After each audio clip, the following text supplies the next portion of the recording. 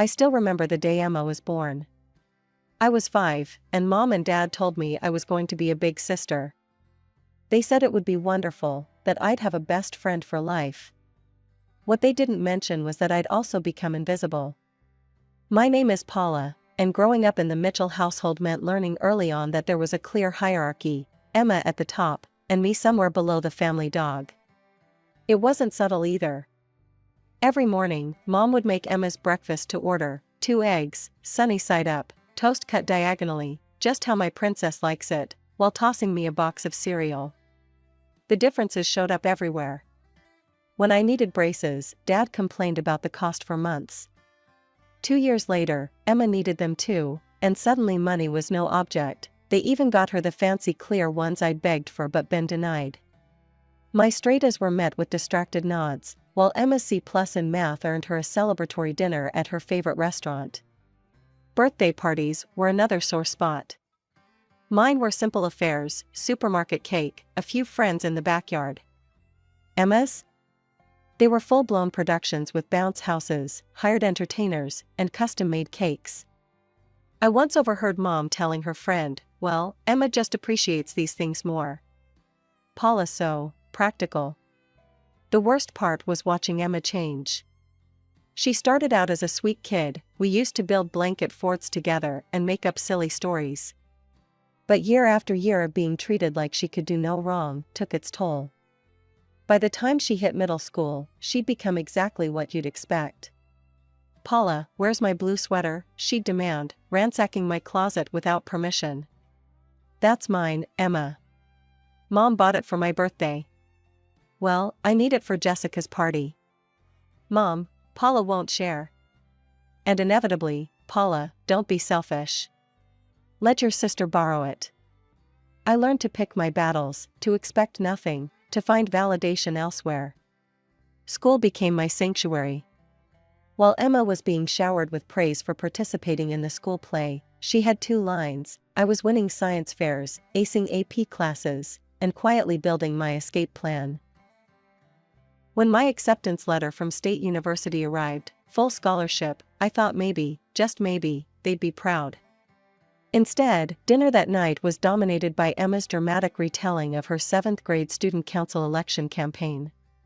"Mom, I got a full scholarship," I tried to interject during a rare pause. "That's nice, honey." "Emma, sweetie, tell us more about your campaign posters." Those first years at college, I only came home for major holidays, and even then, I'd count the minutes until I could leave. Every visit was the same. Emma's achievements took center stage, while my dean's list standings and internship offers barely warranted a glance. I learned to keep my visits short and my expectations shorter. The moment finals ended each semester, I'd be back in my dorm, where at least my achievements were my own, and nobody compared them to a younger sister's mediocre ones. During my junior year at State, I got a Facebook message that would change my life. "Hey, remember me? Mike Harrison from Kennedy High? I was a senior when you were a freshman." Of course I remembered him, the cute guy from the debate team who'd never given me a second glance back then. We started chatting daily, sharing college stories and memories from high school. He was working as an engineer back in our hometown, and something just clicked between us. After graduation, I moved back home and landed a job at Turner & Associates as a project manager. Mike and I met for coffee my first week back. That coffee turned into dinner, dinner turned into dating, and before I knew it, we were apartment hunting together. The only dark cloud was my parents' continued indifference. They barely acknowledged my new job or relationship, too busy fretting over Emma's college experience. "She's having such a hard time adjusting," Mom would sigh during our rare phone calls. "Not everyone can just breeze through college like you did." But I had Mike's family to make up for it. His parents, Tom and Sarah, welcomed me like the daughter they never had, and his sister Jenny became the sister I'd always wanted Emma to be. They came over for dinner weekly, helped us furnish our apartment, and actually cared about my career progress. "We're so proud of you both," Sarah said at our small wedding 2 years later. It was a simple ceremony in Mike's parents' backyard, just close friends and family. My parents came, of course, but spent most of the reception talking about Emma's summer internship. Life felt perfect. I was excelling at work, happily married, and finally part of a family that valued me. When I got pregnant a couple years after the wedding, I thought things couldn't get any better. Our son, Lucas, was born healthy and beautiful, and Mike seemed every bit the doting father. But something changed after Lucas turned 1. Mike grew distant, started working late, canceled our date nights. I tried to tell myself it was just new parent stress, but deep down, I knew it was more. The confession came on a regular Tuesday evening. I was feeding Lucas in his high chair when Mike walked in, looking like he hadn't slept in days. "I need to tell you something," he said, his voice shaking. "I've met someone else. Her name is Rachel. She's a client at work, and I'm in love with her." The divorce was quick and surprisingly civil. Mike moved to Colorado with Rachel, but insisted on paying generous alimony and child support. "I may be a terrible husband," he said during our last meeting, "but I won't be a terrible father." I sat in my lawyer's office after signing the final papers, holding Lucas close. At 2 years old, he was too young to understand why Daddy wasn't coming home anymore. After the divorce, Mike's family became my lifeline. Despite everything that happened with their son, Tom and Sarah remained devoted grandparents to Lucas, and Jenny was the best aunt a kid could ask for. Lucas would light up every time we visited their house, running straight to the toy corner they'd set up specially for him.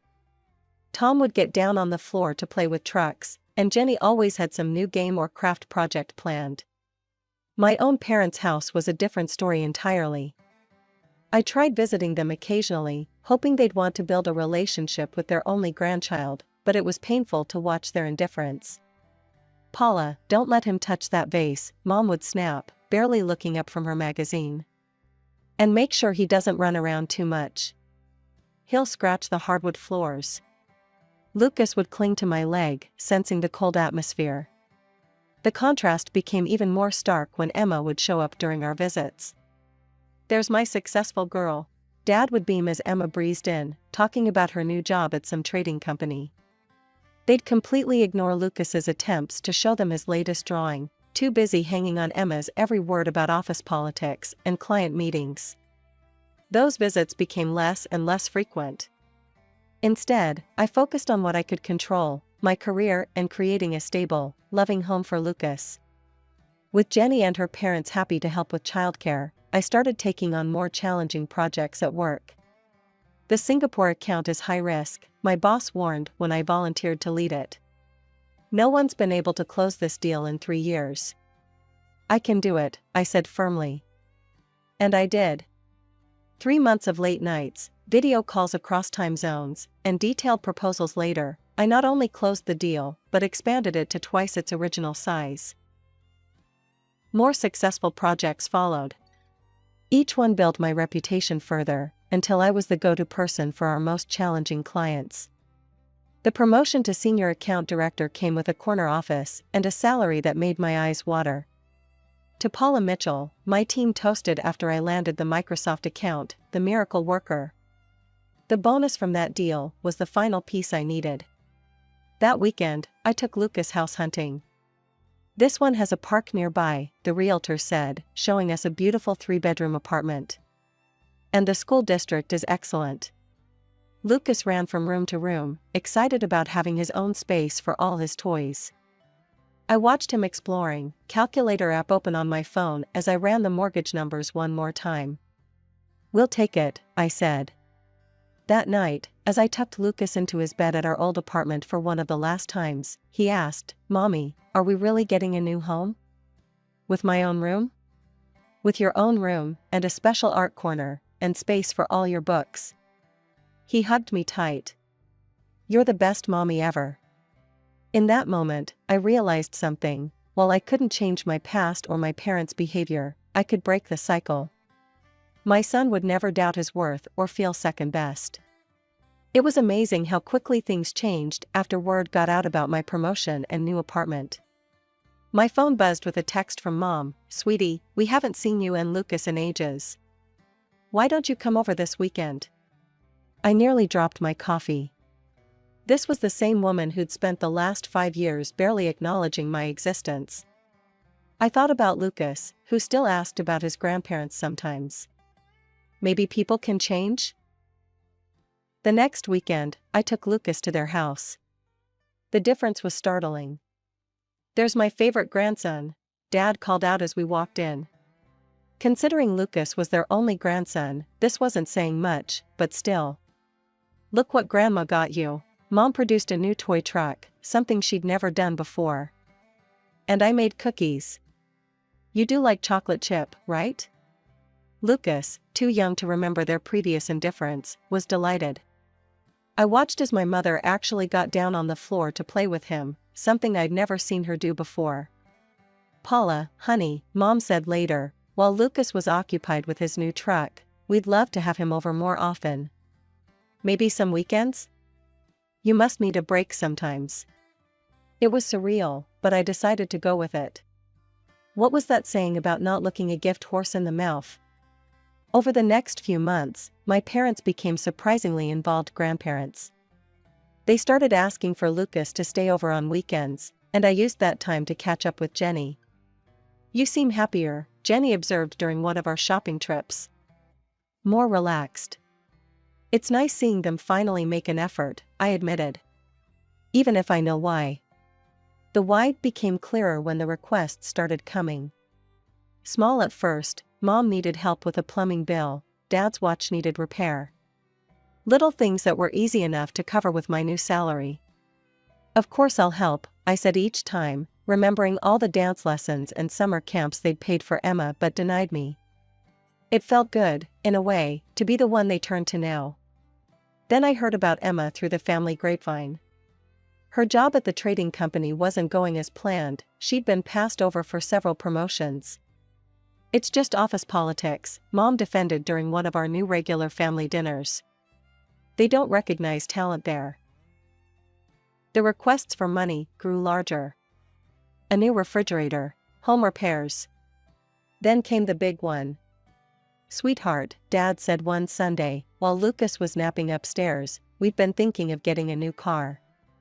The payments would be a bit steep for us, but with your new position." "How much?" They named a figure that would have made me choke a year ago. Now, it was manageable. "We'll pay you back," Mom assured me, but we both knew they wouldn't. I agreed anyway. Maybe it was validation I was buying, or maybe I just wanted to prove something to myself. Either way, I started sending them a check each month for the car payments. "Just be careful," Jenny told me over coffee the next day. "Money has a way of complicating things." I nodded, but inside I was thinking, how complicated could it get? I had more than enough, and if buying my parents' attention meant Lucas got to have grandparents in his life, wasn't that worth it? It started as a normal Tuesday at work. I was in the middle of a client presentation when the first wave of pain hit, sharp and sudden, making me double over in my chair. "Call an ambulance," I heard someone say. "She's white as a sheet." Everything after that became a blur of movement and voices. The paramedics arrived quickly, helping me onto a stretcher while I tried to focus through the waves of pain. "Classic appendicitis symptoms," one of them said. "We need to get her to Memorial right away." Through the haze of pain, one crystal clear thought broke through: Lucas. He needed to be picked up from school in 2 hours. At the hospital, the diagnosis was quick and definitive. "Your appendix needs to come out," the doctor said. "We've got an already. You'll need to stay for at least 2 days post-surgery." "I need to make a call first," I managed to say. "My son." The nurse handed me my phone, and I dialed Mom's number with shaking fingers. She picked up on the 4th ring. "Mom," I said, trying to keep my voice steady. "I'm in the hospital. It's my appendix, they need to operate right away. Could you please pick up Lucas from school? I'll need someone to watch him for a couple of days while I recover." There was a pause, then, "Oh, honey, that's not possible. Your father and I are getting ready for Emma's promotion party. She finally made junior executive at her company." The pain in my stomach was nothing compared to the one in my chest. Mom, please, I need help. Lucas needs to be picked up in less than 2 hours. Well, that's really not our problem, she said, her voice suddenly cold. We are in a hurry to go to a restaurant where there will be 50 people. We can't be babysitting. Babysitting? He's your grandson. Look, Paula, she sighed, as if I was being unreasonable. Lucas is your responsibility. He's always being so noisy and touching everything, it's really quite a burden. I couldn't believe what I was hearing. A burden? After everything I've done for you? I've been paying your car loan for the past year. Every time you needed money. She cut me off with a laugh that chilled me to the bone. Oh, we won't be needing your handouts anymore. Emma's new position comes with an excellent salary. She's gonna help us, instead of you. The line went dead. I lay there in the hospital bed, phone still pressed to my ear, tears mixing with sweat on my face. All those months of helping them, all that money, all those weekends of playing happy family, and this was what it came down to. The moment someone better came along, Lucas and I were back to being inconvenient afterthoughts. The nurse touched my arm gently. Ms. Mitchell? We really need to prep you for surgery now. I nodded, already pulling up Jenny's number on my phone. She picked up on the first ring. Jenny? My voice cracked. I'm in the hospital, appendicitis. They're prepping me for surgery. Could you please pick up Lucas from school? I hate to ask, but... Text me the school details, she cut in immediately. What time does he need to be picked up? 2:30, Jenny, I'm so sorry to impose. Stop it. Lucas is my nephew. Of course I'll get him. We'll have a sleepover at my place, won't we? He loves playing with Max anyway. I could hear her grabbing her keys in the background. Thank you, I whispered, tears streaming down my face. I called my parents first, they. Tell me later, she said firmly. Focus on getting better. Lucas will be fine with me, I promise. The next thing I remember was waking up in recovery, groggy from anesthesia. My first coherent thought was about Lucas, but there was already a text from Jenny waiting. Lucas is having a blast. We made pizza and built a blanket fort. Don't worry about anything except getting well. She sent photos over the next 2 days, Lucas playing with her dog Max, helping her bake cookies, falling asleep amid a pile of stuffed animals. Each one made my heart squeeze with gratitude. When I was finally discharged, Jenny drove me to her house. Lucas ran to me the moment I walked in, stopping just short when he remembered I was ouchy. Mommy, Aunt Jenny, let me help make breakfast every morning. And Max slept in my blanket fort. Jenny helped us get home, stocked our fridge, and promised to check in daily. The next 2 weeks passed in a blur of recovery, with Jenny bringing over meals and keeping Lucas entertained when I needed rest. One evening, scrolling through social media during Lucas's bedtime story, I saw them, dozens of photos from Emma's promotion party, posted the same day I was in the hospital. Mom and Dad beaming proudly beside Emma in her designer dress. Champagne toasts. An elaborate cake. Everyone laughing and celebrating while I lay in a hospital bed, their grandson dismissed as a burden. That night, after Lucas was asleep, I sat down at my computer. First, I canceled the automatic monthly transfer to my parents' account for their car payment. Then I blocked them on every social media platform. Looking at the framed photo on my desk, Lucas and me at the park, both laughing as Jenny's dog Max chased bubbles around us, I felt something shift inside me. All these years, I'd been trying to buy my parents' love with money and tolerance. But real family? Real family picks you up from the hospital. Real family builds blanket forts with your kid. Real family shows up. 3 months have passed, and life had fallen into a peaceful rhythm. Jenny and her parents were regular fixtures in our lives, filling our weekends with barbecues, park visits, and movie nights. Then, on a quiet Sunday afternoon, my phone rang. Mom's number flashed on the screen. I stared at it for a moment, my hand hovering over the decline button, before deciding to answer. Paula? Mom's voice had that sugary sweet tone she always used when she wanted something. "How are you, sweetheart? What do you want, Mom?" A theatrical sigh. "Well, since you ask, your father and I are in a bit of a situation. With the car payments." I felt a laugh bubbling up in my chest, but held it back. "Oh? Yes, you see." She paused for dramatic effect. "We thought Emma would help us, with her new position and all. But when we asked her, she refused. Can you believe it? Said she had her own expenses to worry about. After everything we've done for her." The irony was almost too much.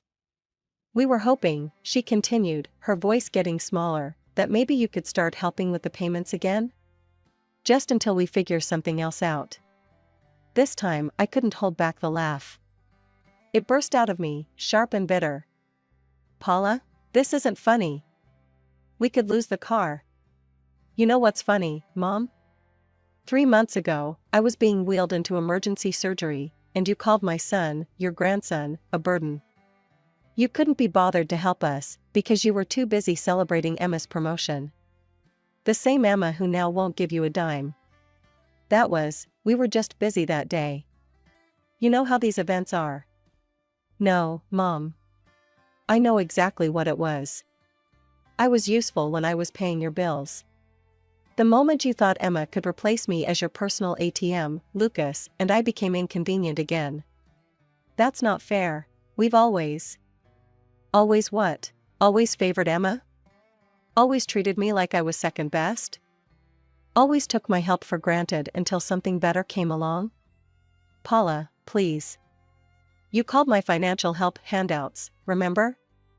Right before you hung up on me when I was in the hospital. Well, guess what? The handouts are over. I'm done trying to buy your love. I'm done watching you treat my son like he's less than Emma's designer handbags. I'm just done." "But the car..." I cut her off with another laugh, this one lighter, almost free. "Not my problem anymore. Goodbye, Mom." I hung up and blocked her number, then did the same with Dad's. Through the open window, I could hear Lucas in the backyard, giggling as he played with Jenny and Max. Real laughter, real love, real family. The calls started coming in waves. First from Mom's phone, then Dad's, when I didn't answer. Their voicemails ranged from tearful pleas to angry demands. The text messages weren't any better. "Paula, please, we're your parents. This is so selfish of you. We'll lose the car because of you." Each message only confirmed I'd made the right decision. Not one of them mentioned Lucas. Not one expressed regret for how they'd treated us. It was all about them, their needs, their car, their feelings. After a week of this, I'd had enough. I blocked their numbers completely, set up email filters to send their messages straight to trash, and finally felt like I could breathe again. "You okay?" Jenny asked one Sunday afternoon as we watched Lucas and Max chase each other around her parents' backyard. Tom was at the grill, and Sarah was setting up the patio table for our weekly family dinner. "You know what? I really am." I accepted the lemonade she offered. I keep waiting to feel guilty or sad, but mostly I just feel free. "You gave them more chances than they deserved," she said, squeezing my hand. "Sometimes the healthiest thing you can do is walk away." Mommy, look what Grandpa Tom taught me." Lucas came running over, proudly showing off a new frisbee trick. I watched as Tom abandoned the grill to help Lucas perfect his throw, while Sarah called out encouragement from the patio. This was what family should be, people who show up not just for the good times, but for the hospital runs and school pickups too. These days, I don't know if my parents still have their car, or if Emma finally stepped up to help them. I don't know if they're still throwing elaborate parties or lamenting their ungrateful eldest daughter. I don't check their social media, don't ask mutual acquaintances about them, don't drive by their house when I'm in the neighborhood. What I do know is this: Lucas has never asked about them since that day. Children are intuitive, they know who truly loves them. He has grandparents who never miss his school plays, an aunt who builds blanket forts with him, and a mom who finally learned that love shouldn't come with conditions. Last week, Lucas brought home a family tree project from school. He'd drawn Tom and Sarah right next to me, with Jenny and Max nearby. His father had a small branch of his own. We've kept things cordial there, with regular video calls and holiday visits. But my parents and Emma weren't on the paper at all. "Is this okay, Mommy?" he asked, showing me his work. Ms. Johnson said family trees usually have more people, but I told her these are the only ones we need. I hung his drawing on the fridge, right next to the photo from his last birthday party, all of us around the cake, genuine smiles on every face. "It's perfect, baby," I told him. "Absolutely perfect. Sometimes the family you're born into isn't the family you're meant to have. Sometimes you have to let go of the people who should have loved you to make room for the people who actually do." It took me 32 years to learn that lesson, but watching Lucas grow up surrounded by real, unconditional love, I'd say it was worth the wait.